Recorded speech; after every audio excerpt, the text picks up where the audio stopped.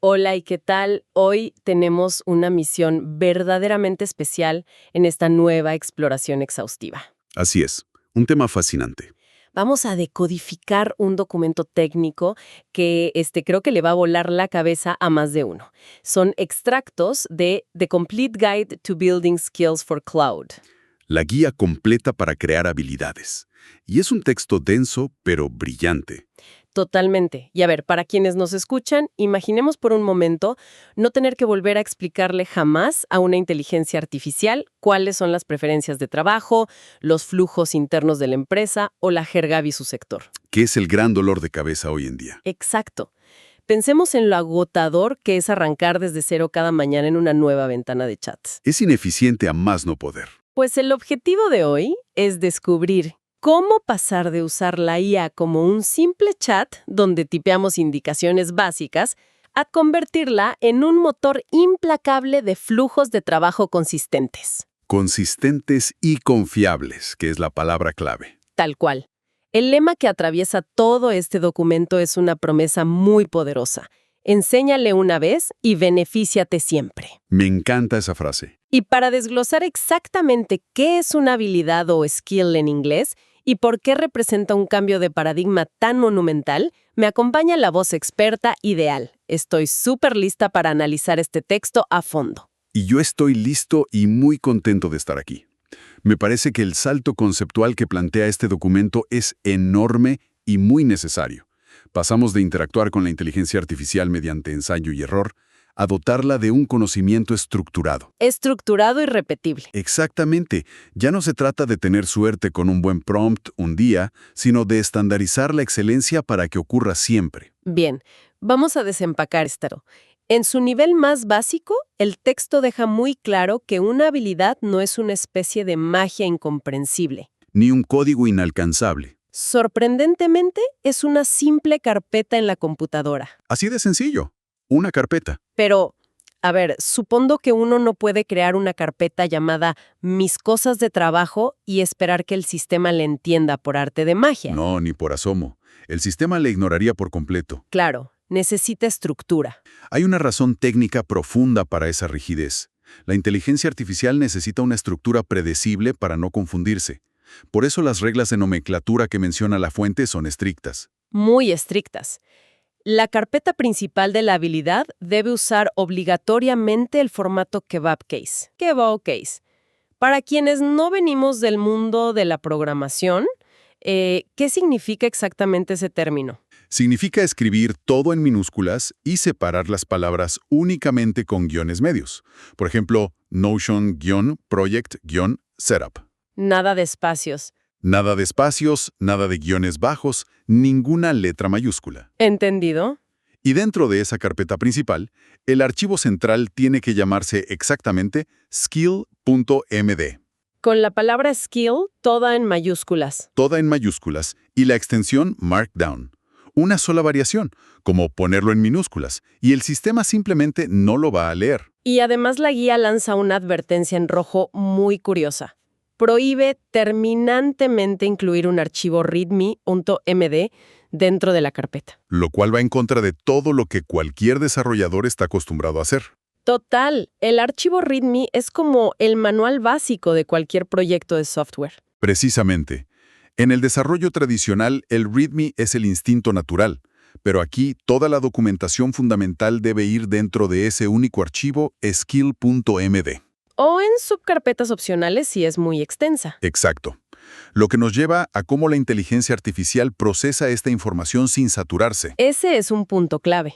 El texto habla de carpetas opcionales como scripts para código, references para documentación y assets para plantillas. Sí. Si yo le lanzo toda esa información de golpe a la inteligencia artificial en cada chat, supongo que la memoria colapsaría en segundos. Colapsaría o lo que en términos técnicos llamamos consumiría demasiados tokens. Claro. Y aquí entra un principio brillante de diseño que la guía llama divulgación progresiva, Progressive Disclosure. A ver, explícanos eso. Pensemos en esto como ir a un restaurante de alta cocina. El mesero no se acerca a la mesa y te lee en voz alta todo el menú, la receta exacta de cada platillo, la biografía del chef. Y el inventario de la alacena. Exacto, antes de dejarte pedir un vaso de agua. Sería abrumador. Sería la peor experiencia culinaria del mundo. La inteligencia artificial funciona igual. En lugar de leer todo, usa un sistema de 3 niveles. El primer nivel es solo un preámbulo, una etiqueta muy pequeña que siempre está cargada en la memoria, para que la IA sepa que la habilidad existe y cuándo debe usarla. Bien. El segundo nivel es el cuerpo principal del archivo SKLMD. Y este solo lo lee cuando decide que esa habilidad específica es relevante para lo que le acaban de pedir. O sea, bajo demanda. El flujo de trabajo lo requiere estrictamente en ese preciso momento. Es una gestión de memoria increíblemente elegante. Muy eficiente. Esa eficiencia tiene mucho sentido. Ahora, la guía dedica una sección gigantesca a cómo estas habilidades interactúan con herramientas externas. ¿Sí? El famoso protocolo MCP. Exacto, el Model Context Protocol, que para nuestra audiencia es básicamente la tecnología que permite que la IA se conecte con plataformas externas, ya sean Notion, Slack, GitHub o Linear. Así es. ¿Cómo encajan las habilidades en ese mundo del MCP? Lo fascinante aquí es la analogía que utiliza el texto. Hablan de una cocina profesional. Me encantan las analogías culinarias. Son las mejores. Quienes construyen estas integraciones saben que el protocolo MCP es como instalar una cocina de grado industrial. Te proporciona las tuberías de gas, los hornos, los ingredientes frescos y las herramientas. Te da la conectividad pura. Pero las habilidades, las skills, son las recetas de cocina. Porque una cocina vacía, por muy moderna que sea, no produce comida por sí sola. Esa es la clave. Sin las habilidades, una persona logra conectar su herramienta de trabajo mediante el MCP. Digamos que conecta su base de datos. Ajá. Pero luego se queda mirando una pantalla en blanco en el chat, pensando, ¿y ahora qué le digo? El famoso síndrome de la página en blanco. El documento señala que esta es la causa principal de los tickets de soporte técnico en las empresas. Cada usuario empieza desde cero. Formula sus preguntas de manera distinta. Y los resultados son completamente inconsistentes. Claro, un empleado le pide a la IA que haga un reporte, otro le pide que resuma los datos y la empresa termina con 20 formatos diferentes. Y ahí es donde la receta salva el día. Con las habilidades, los flujos de trabajo ya están preconstruidos y se activan automáticamente. El protocolo MCP define qué puede hacer la inteligencia artificial, Dándole las herramientas, pero las habilidades definen cómo debe hacerlo. imponiendo el estándar de calidad de la empresa en cada interacción. Aquí es donde se pone realmente interesante. Vamos a adentrarnos en el guardián de la puerta. Mencionaste antes ese preámbulo que siempre está en la memoria. Sí, el YAML Front Matter. El documento lo llama así, YAML Front Matter. Es un bloque de texto muy específico al inicio del archivo skill.md. Y la guía es categórica. Si esto está mal diseñado, nada del sistema funciona. La IA nunca va a cocinar la receta. Nunca. Pensemos en ese front matter como la etiqueta nutricional y de advertencia de alergias en un producto de supermercado. Es lo primerísimo que la inteligencia artificial escanea. ¿Y qué lleva esa etiqueta? El campo de descripción es el corazón de todo. La regla es que, en menos de 1024 caracteres, debes decirle a la máquina 2 cosas vitales. ¿Qué hace la habilidad? ¿Y cuándo usarla?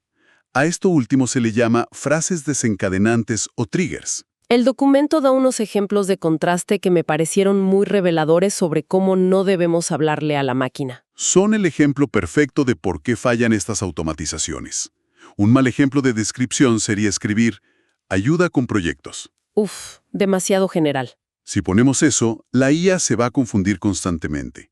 Si alguien le pide que escriba un correo sobre un proyecto personal de fin de semana, La máquina podría intentar cargar por error una herramienta corporativa pesada.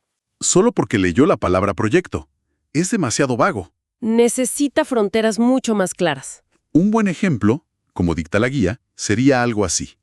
Gestiona flujos de trabajo de proyectos de ingeniería en la plataforma Linear, incluyendo la planificación de sprints y creación de tareas. Mucho más específico. Y le agregas, úsalo cuando el usuario mencione específicamente palabras como sprint, tareas de Linear o pida crear tickets. Esa especificidad es lo que garantiza que la habilidad despierte en el milisegundo preciso en que se la necesita. Y no antes. Y junto con esa precisión, noté que la guía impone reglas de seguridad que suenan casi draconianas. Sí, restricciones muy fuertes sobre qué caracteres se pueden usar. La guía prohíbe absolutamente usar corchetes angulares de XML, los símbolos de menor que y mayor que dentro de ese front matter. ¿Por qué algo tan simple como un corchete podría ser peligroso? Hay una razón de ciberseguridad fascinante para eso. En el fondo, ese bloque de texto se inyecta directamente en las instrucciones base del sistema de la IA. Ya. En este mundo, existe algo llamado inyección de prompts. Si un usuario malintencionado logra colar corchetes de código en ese texto, podría engañar al sistema. Haciéndole creer que está recibiendo una orden de administrador. Exactamente, forzándolo a ignorar sus protocolos de seguridad o a filtrar datos de la empresa. Prohibir esos caracteres sella esa vulnerabilidad. Y por motivos similares, supongo, el nombre de la habilidad jamás puede contener las palabras cloud o anthropic. Bajo ninguna circunstancia. Es para evitar conflictos internos de identidad del sistema. Básicamente, no puedes usar el nombre de la plataforma para nombrar tu herramienta interna. Tiene mucha lógica. Toda la lógica del mundo. Ahora, una vez que entendemos las reglas del juego, las carpetas, la seguridad, ¿cómo se empieza a diseñar el contenido real? La guía identifica 3 grandes categorías de uso. Creación de documentos, como generar interfaces de diseño.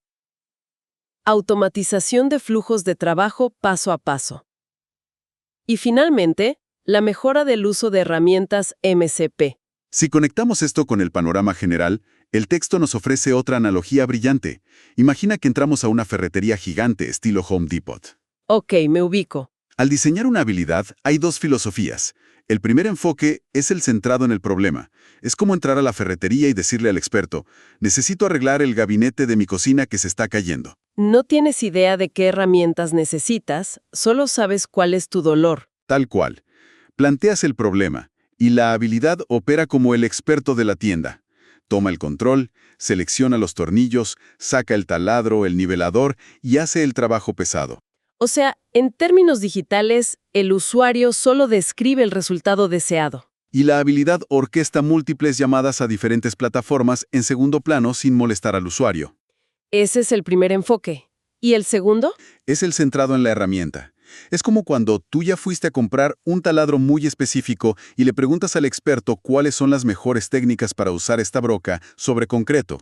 Aquí el usuario ya tiene la herramienta conectada. Pero la habilidad le aporta las plantillas óptimas y las mejores prácticas de la industria para sacarle el mayor provecho. Y ese primer enfoque, centrado en el problema, donde la habilidad hace todo el trabajo pesado, nos lleva al ejemplo que probablemente sea el más deslumbrante de todo el documento. El patrón de coordinación multi-MCP. Pensemos en lo doloroso que es el proceso manual en una empresa cuando un equipo de diseño le entrega un proyecto terminado al equipo de programadores. Es un caldo de cultivo para la fricción.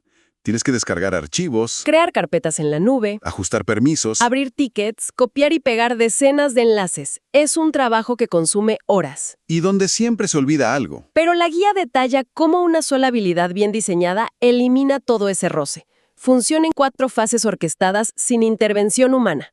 A ver, fase 1. El usuario solo dice, entrega este diseño. Y la habilidad se conecta de forma autónoma a Figma y extrae todos los recursos visuales y técnicos. Ya, ahí te ahorraste media hora de clics. Y no se detiene. Fase 2. La misma habilidad salta a Google Drive.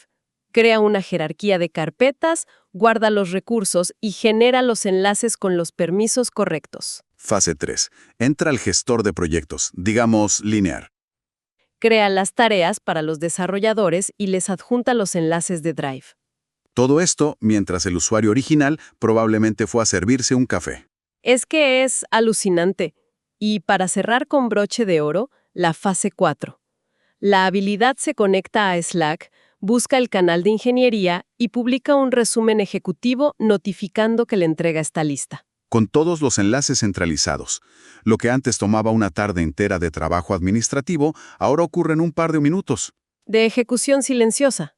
Pero claro, construir una automatización de ese calibre no debe salir bien a la primera. Para nada. Antes de expandirse. Sí, no intentar programar toda esa secuencia de Figma a Slack desde el día 1. Ese es un error de novato. Sugieren aprovechar la naturaleza conversacional de la máquina. El creador debe sentarse frente al chat y pedirle a la IA que haga una parte difícil del proceso manualmente. Si se equivoca, la corriges en el chat, le das contexto, afinas las instrucciones. Hasta que la máquina logra ejecutar la tarea a la perfección. Básicamente la entrenas en tiempo real. Y una vez que la máquina demuestra que entendió, tomas ese contexto ganador, Lo extraes y lo plasmas como las instrucciones definitivas en el archivo SKLMD. Es usar el aprendizaje de la propia herramienta para fabricar su manual. Y supongo que en esa fase de pruebas te das cuenta si los triggers funcionan. Exacto. El documento menciona dos problemas frustrantes. Primero, la subactivación. Que es cuando tienes el problema enfrente, necesitas la habilidad, pero la IA se queda pasiva. No carga la carpeta.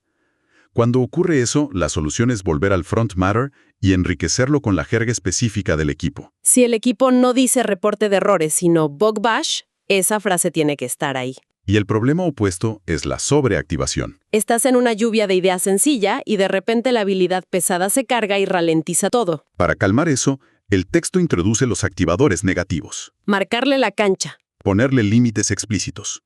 Un ejemplo clarísimo es escribir: no usar para exploración de datos simple o preguntas generales. Ahora, hay un detalle en la guía que me hizo reír bastante. Aborda un problema que se siente extrañamente humano. Lo de la IA perezosa. Sí.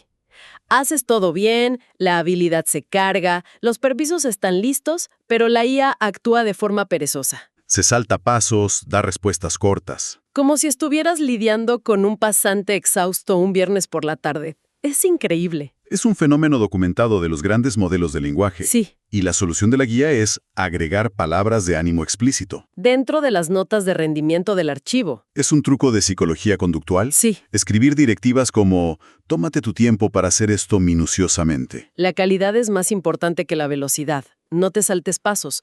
Literalmente le das una charla motivacional. Y funciona. Poner este refuerzo directamente en las instrucciones de la habilidad resulta muchísimo más efectivo a largo plazo. Porque si el usuario tiene que pedirle, por favor, hazlo bien cada vez, volvemos a la inconsistencia.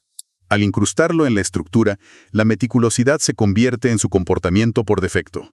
Entonces, ¿qué significa todo esto? Si recapitulamos este viaje, vemos que pasar de indicaciones aleatorias a estructurar el conocimiento en estas carpetas permite estandarizar la excelencia.